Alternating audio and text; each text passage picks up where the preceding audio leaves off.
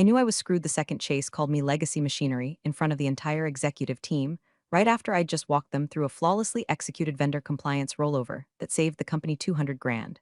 200 grand. The ink wasn't even dry on the new contracts, and here comes this smug 32-year-old with hair gel that costs more than my office chair, tossing corporate word salad like it's a sport. He smirked, real proud of himself like he'd just discovered gravity. Lisa's been great, no question, he said, doing that fake humility thing where he taps his chest and widens his eyes like we're all in on some big vision. But at some point, we need to sunset the old systems to make room for modern synergy. Modern synergy. I swear, if I had $1 for every time someone used a phrase like that instead of just saying we want to fire people who know too much, I could have retired with a margarita in both hands.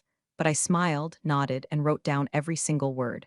You know what else I wrote down? The fact that he didn't include me on the calendar invite. I was added by a junior PM who noticed my name was missing. That was the third time that week.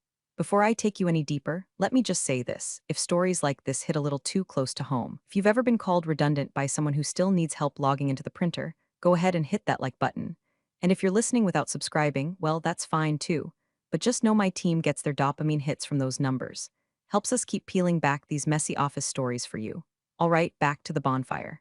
See, Chase hadn't been around for the dark days. When I joined, we didn't have a compliance department. He had a shared Dropbox folder labeled Important Docs Do Not Delete, which of course everyone deleted at least once. I spent 2 years unsnarling a ball of duct tape spreadsheets, lost access logs, and forgotten vendor clauses. I wrote the company's first internal policy manual on my own time.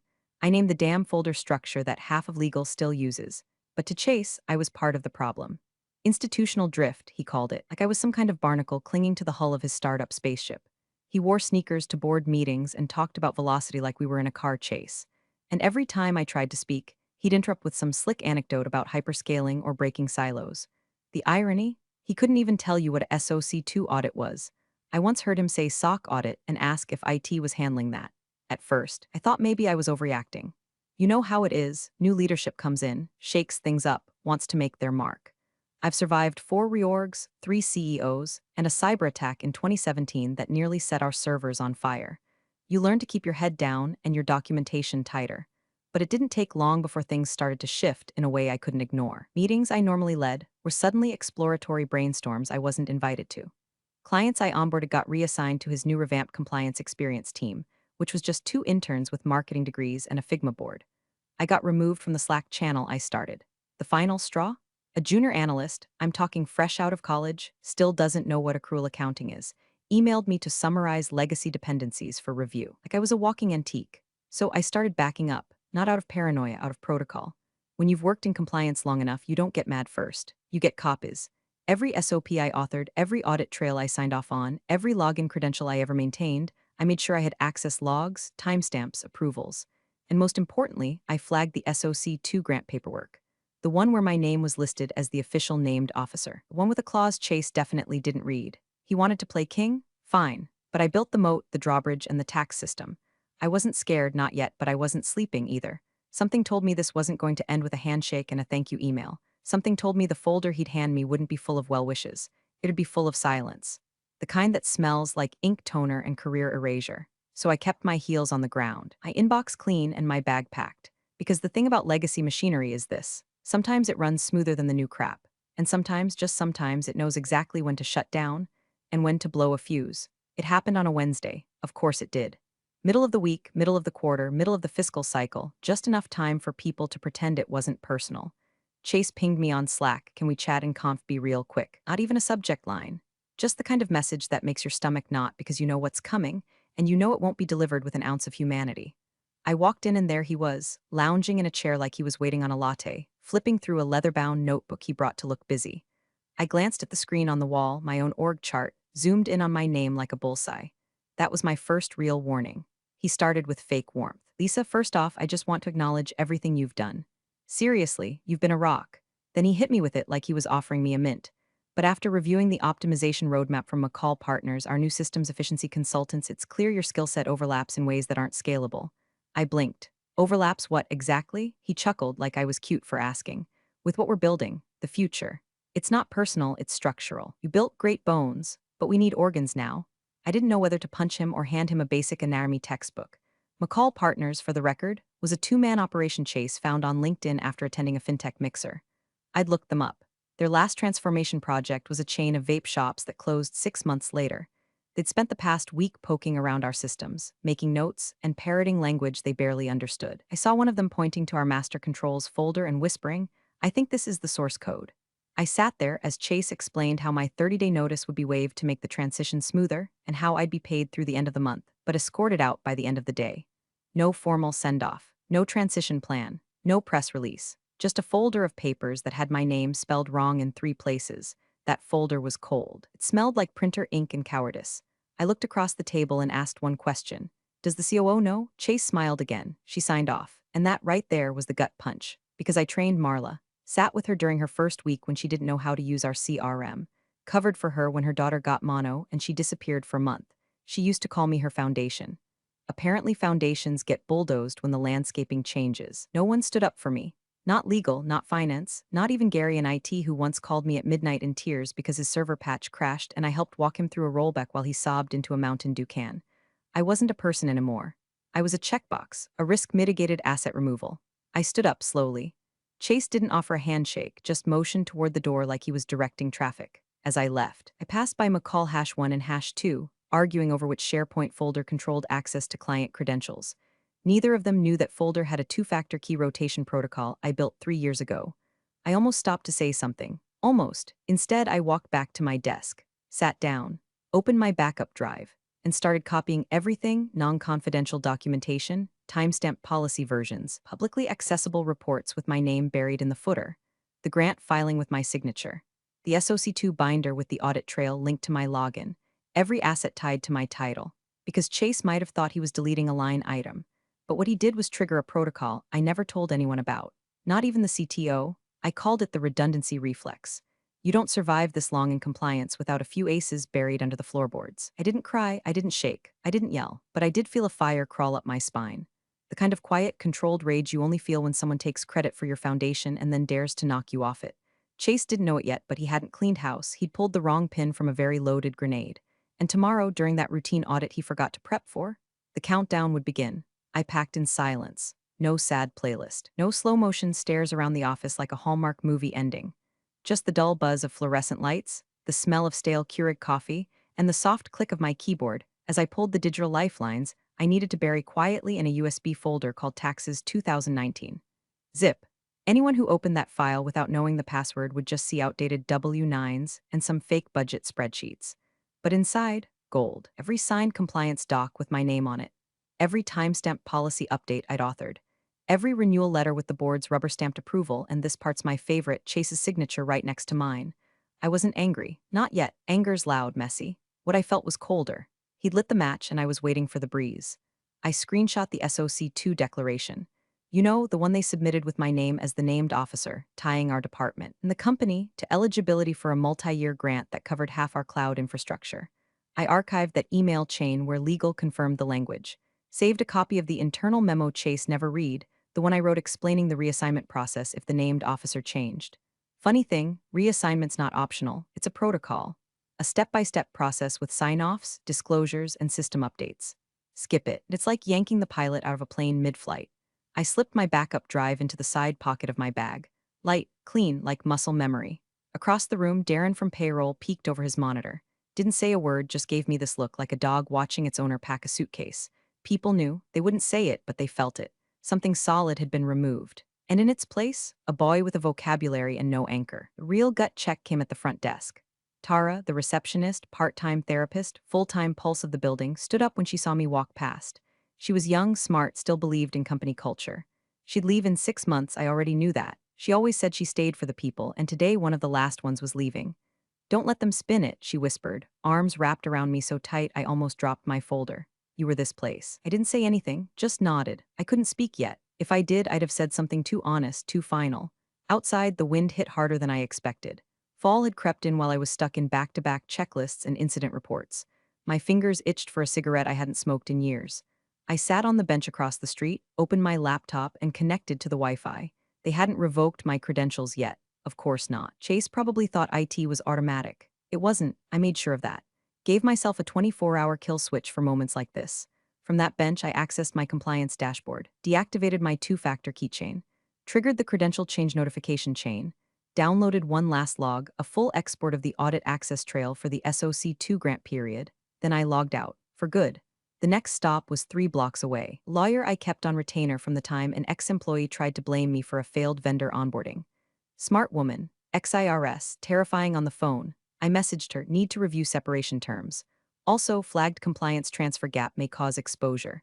Meeting? She replied in 2 minutes tomorrow. Bring your doc pack. I knew Chase wouldn't feel the ripple yet. He'd be in some alignment session with McCall partners, probably discussing slide deck aesthetics and rebranding compliance as client safety ops. But the audit was tomorrow. Scheduled, certified, immutable, and the one thing they'd need in that room, the one person tied to every credential and declaration, just got replaced with an empty chair and a locked account. I sipped my coffee, bitter and burnt, and stared up at the glass tower where I'd given 15 years of my life. Chase thought he'd done something clean, surgical. He forgot one thing. Compliance always leaves a paper trail, and I had just printed mine. At exactly 8:46 a.m., my phone buzzed with a text from Shelby in accounting. Is the auditor early? I was still in bed, one sock on, sipping a coffee that tasted like cardboard and petty satisfaction. I blinked, smirked, and checked the calendar. Nope. Audit was right on time. It's just that Chase, in his infinite wisdom, had clearly wiped every compliance flag off his mental whiteboard the moment he walked me out with his optimization smirk. The second text came before I could even reply. He's here. No intro. Just walked into the boardroom and said, let's begin. That would be Carl DeMott, senior SOC2 auditor. Bald, square-jawed, glasses with lenses thick enough to start a fire. Looks like he's been disappointed since birth. I met Carl 4 years ago at a vendor risk summit. The man drinks black coffee with no sugar and once told a CTO, you're not under audit. Your lies are. He's not the kind of guy you surprise. He's the kind of guy who reads your Slack exports before asking your name. I pulled up my secure backup and watched system logs populate. Not because I was spying, I was just checking the pulse. My access had been revoked, yes, but the system still pinged status updates to my personal email. Another detail Chase forgot, or never knew, or deleted from a memo titled Lisa Cleanup. The text started pouring in. Tara front desk, he just asked who our named officer is. Chase said we're between people. DeMott raised an eyebrow and started writing. Gary, IT, we can't access the compliance server. Permissions error. He asked for login trail. Nobody knows where that is. Did you take it with you? Lol. No, Gary, I didn't take it. You just never learned where it lives. Carl was about to play his favorite game, how many people lie before I open the binder, and no one in that room was ready for round one. I got a ping on LinkedIn while watching the chaos, someone from a competitor asking if I was open to discussing a director-level role. Cute timing. By 9:12 a.m., Shelby messaged again. He asked Chase why you're not in the room. Chase said you were a temporary contractor. Carl said, strange. This signature says she was the named officer, and there it was. The fuse had officially hit the powder. I pictured Chase's face, equal parts smug and stunned. He probably tried to laugh it off. Probably leaned back in his ergonomic throne and tossed out some line like, we've restructured a few of those titles recently, which would have sounded convincing to anyone who didn't have a grant binder in front of them with every last compliance role clearly designated. Carl's style isn't to argue, it's to pause, look at you, let the weight of the silence bury you in your own ignorance. And then, if you're really lucky, he opens his laptop. Tara again, he asked Chase for the transition paperwork. Chase said it's being processed. Carl said audit paused pending verification, and he just stood up and left the room. Oh, Chase, sweet summer intern in a CEO suit. You didn't just fumble the ball, you ran the wrong direction and spiked it into your own end zone. He probably hadn't even told the board the audit was this week. Definitely hadn't reviewed the grant documentation. And absolutely hadn't briefed legal that removing a named officer without official reassignment triggered a compliance freeze. I took another sip of coffee. Burned my tongue, didn't care, that heat was earned. Then I did something I hadn't done in weeks. I smiled, not out of cruelty, not out of revenge, out of relief. Because for the first time since that pathetic yet redundant speech, I wasn't angry or hurt. I was just watching the system work. The one I built. The one Chase thought he could streamline by removing the human part. People underestimate compliance. They think it's a pile of dusty manuals and overpaid policy cops. But it's not. It's a spine. And when you sever it without thinking, the body collapses. Carl hadn't even opened the real binder yet. That would come next. And when he did, Chase would finally realize he hadn't fired a position. He detonated a process. By 9:45 a.m., the wheels had come off and the passengers were starting to notice. I was sitting in a cafe 2 blocks down, watching my phone like it was the Super Bowl and I had bet the mortgage on the underdog. I could feel it. This wasn't going to be a stumble. This was going to be a slow-motion faceplant into regulatory cement. Gary texted again. Carl's asking for system access logs. Nobody knows where they're stored. I thought DevOps had them? I stared at the message, blinked once, and whispered to no one, Gary, you sweet child. DevOps doesn't even know which continent our compliance servers are on. The truth? Those logs were managed through a secure shell program I installed myself. Encrypted, rotating tokens, multi-factor keys tied to a physical authenticator I kept in my desk drawer, which, as of yesterday, was empty. Because Chase's idea of an exit protocol was delete and pray. And guess what? The new compliance lead, some guy named Trent who used to be in customer experience, had no access, not just low access, no access. Shelby, Trent just pulled up a SharePoint folder labeled Q4 Audit Draft Do Not Move, and Carl asked why it was last modified 6 weeks ago. Chase told him we use collaborative versioning. Carl said interesting. He's writing a lot again, collaborative versioning. Christ. I closed my eyes and imagined Trent tall, eager, likely wearing a too-tight button-up, and clinging to his company badge like it gave him legitimacy. I bet he walked into that boardroom confident, thinking compliance was just a checklist with better fonts. Now he was trying to navigate a minefield of file names he didn't recognize. Policy Final 2. DocX, Grant Side Notes Lisa Edited Relithosone Doc. SOC2, Offboarding Not This One PDF. Gary again? Carl asked why our access management doc references a token system no one can find. Trent said you handled all that manually. Carl didn't even blink. Just wrote something and asked, where is the revocation log? I didn't know whether to laugh or light a candle for poor Trent. Probably both. The thing about Carl is he doesn't ask questions because he needs answers. He asks because he already knows, and right now, he was performing a full-body autopsy with a smile on his face. The next message wasn't from anyone I expected. Unknown number, is this Lisa? This is Dana from Northern Trust. We're reviewing our vendor file and noticed your name missing from the grant continuity clause. Is there someone new we should speak to? I froze for half a second. Not because I was surprised, but because the timing confirmed what I'd always warned about in meetings Chase never attended. Several of our top-tier clients, Northern Trust, Agilent, Terravine, had compliance clauses in their contracts explicitly tied to our SOC2 audit schedule and named officer status. Why? Because I wrote those clauses in coordination with their legal teams. It gave them leverage and it gave us credibility. But those clauses weren't just decorative. They were active triggers. Meaning, if my name disappeared without a formal replacement, and without a documented reassignment, the contracts went into a freeze state. Billing, access, API feeds, all of it. I replied to Dana, appreciate you reaching out. I recommend pausing any updates until after the audit concludes. I'm no longer with the company. She wrote back with just 2 words, oh, understood. Translation, time to lawyer up. The tremors were turning into cracks, and Chase, he still hadn't called, hadn't texted, probably still sitting in the boardroom pretending this was a minor procedural hiccup. I imagined him saying things like, we're in the cloud now, and legacy processes don't scale. That is, until Carl hit him with the next round of questions. Shelby again, he asked who updated the disaster recovery appendix. Trent said we haven't located it yet.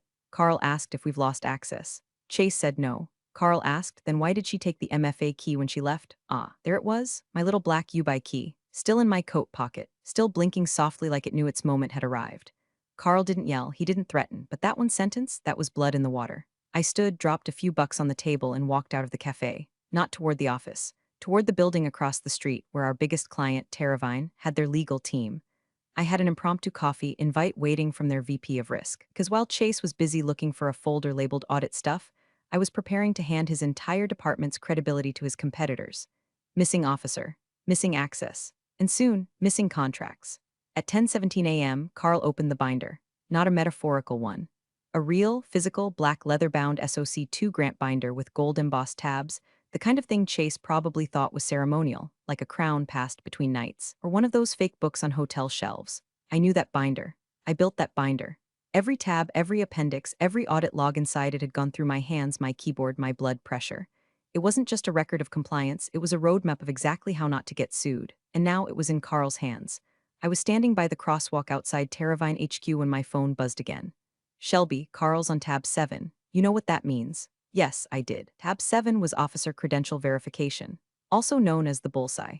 I stopped walking, stared across the street at my old building. Imagined Carl's eyes narrowing as they landed on the signed declaration. My full name, my professional license ID, Chase's signature beside mine confirming the chain of command and the role designation, required under both the grant and our largest client contracts. The page was printed on heavier stock. Intentional. Made the moment feel more permanent. And then came the question.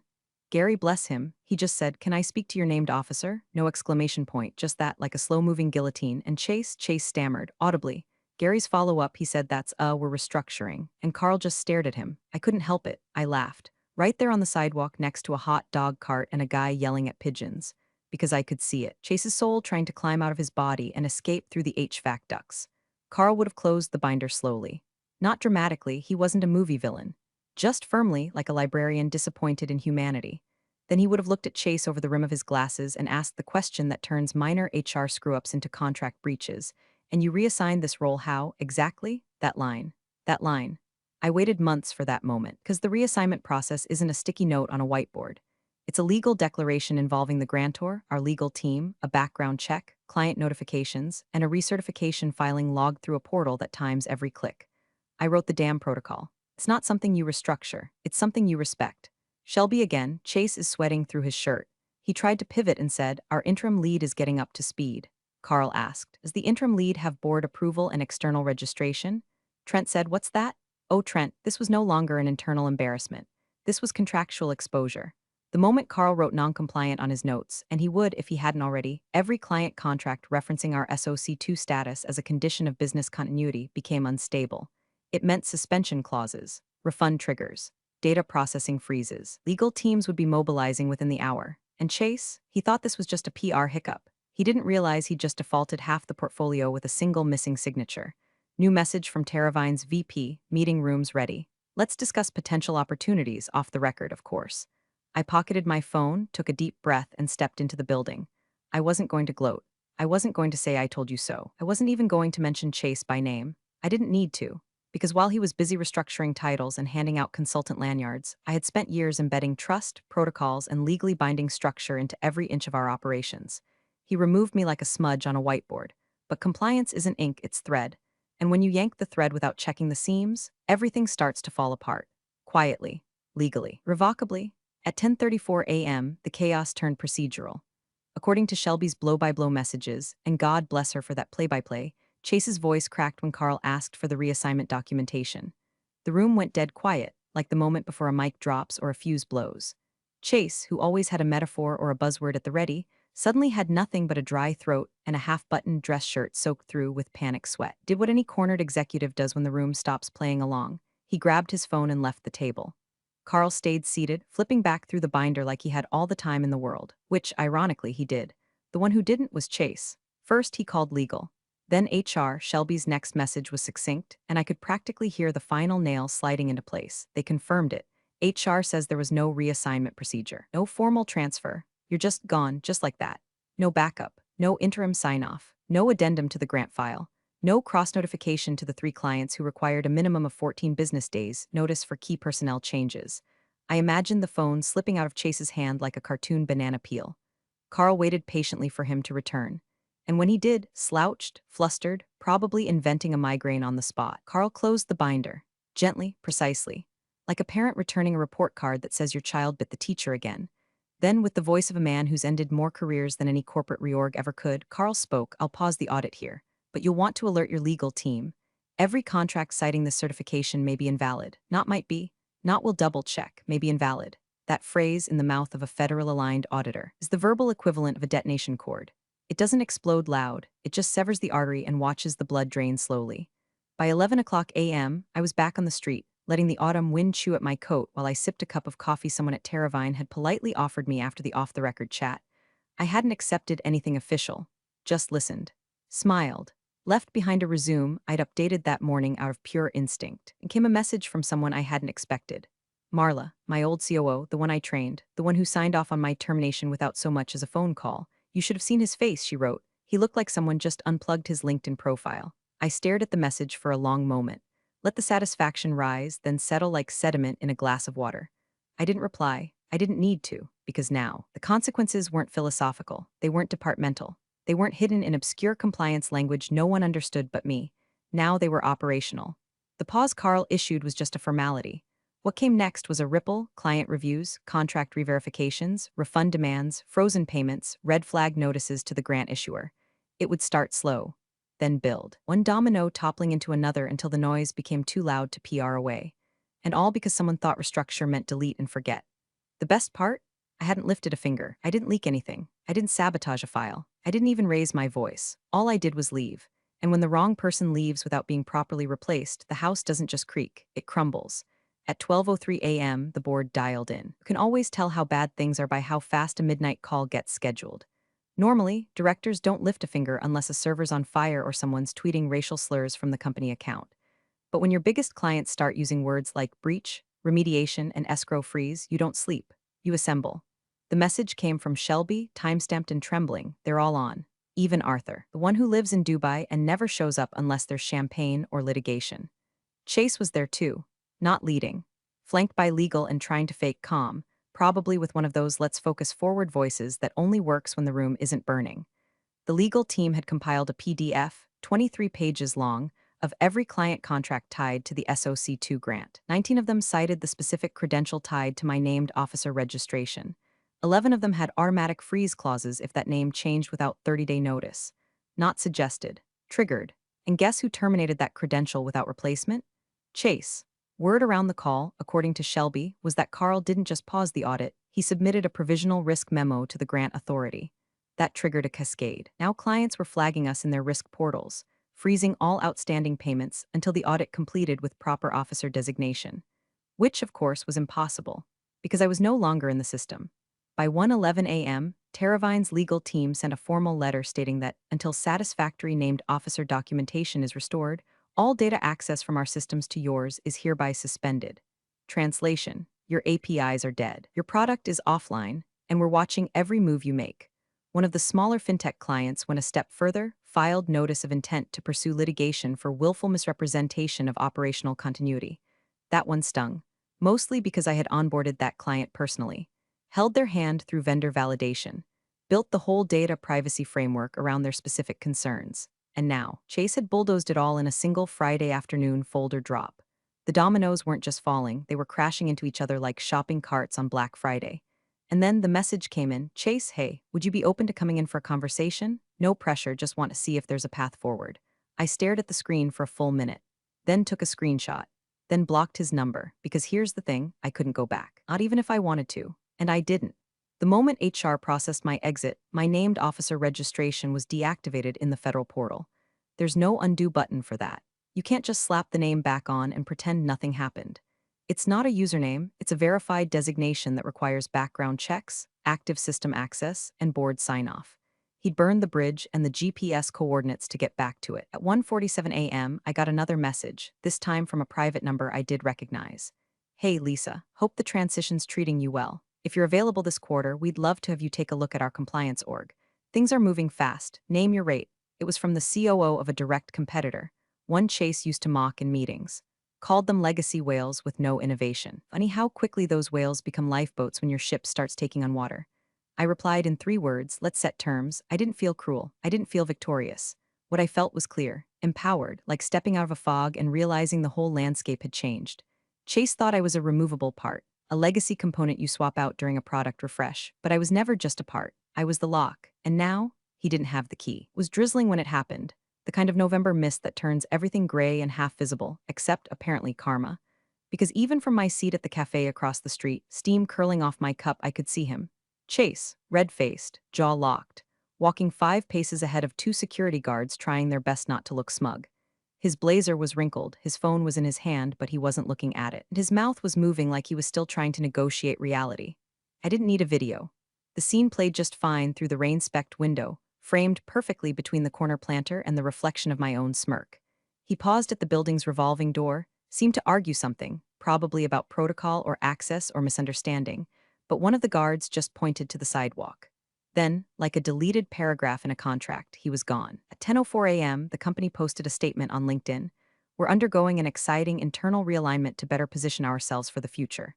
Stay tuned. No details, no names, no mention of Chase, no apology. Just corporate wallpaper slapped over a caved-in wall. But the industry knew.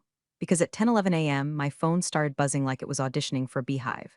Notifications, emails, texts, old colleagues, competitors, clients, even a few former skeptics who once rolled their eyes during my compliance deep dives. You were right. Your documentation saved our asses. Tell me you're writing a book. We just paused a contract with them. Any chance you're consulting again? Then came the one that made me stop scrolling. A message from a partner at a rising startup, one I'd admired quietly but never worked with, saw what happened. We're about to scale fast. Want to build it again from scratch. Name your price? I stared at the screen for a long moment, then lifted my coffee in a silent toast. Not out of glee, not out of ego, but because the balance had finally settled. They thought I was replaceable, disposable, legacy drift. But what they failed to understand, what Chase never had the patience or humility to learn, was that in compliance, credibility isn't just a title. It's a history, a ledger of every decision made under pressure. Reputation you don't just hire, you earn. And while he was pitching streamlined efficiency to the boardroom, I was quietly becoming the person people called when their house was on fire. I didn't need a revenge speech. I didn't need to march back into that building or reclaim a desk or stand triumphant in the lobby, because I was already 10 moves ahead. I had leverage, momentum, freedom, no dress code, no department politics, just a reputation that had been tested under fire and come out stronger. The system I built had broken without me, and everyone saw it. So I sat there, in that little cafe with its chipped mugs and foggy windows, watching the drizzle coat the street and the company I once gave everything to try and staple itself back together. And then I opened my laptop, typed 3 words: let's build it. Appreciate you sticking around, you legends of the break room. Subscribe for more chaos. Let's make your old managers spill their coffee in fear.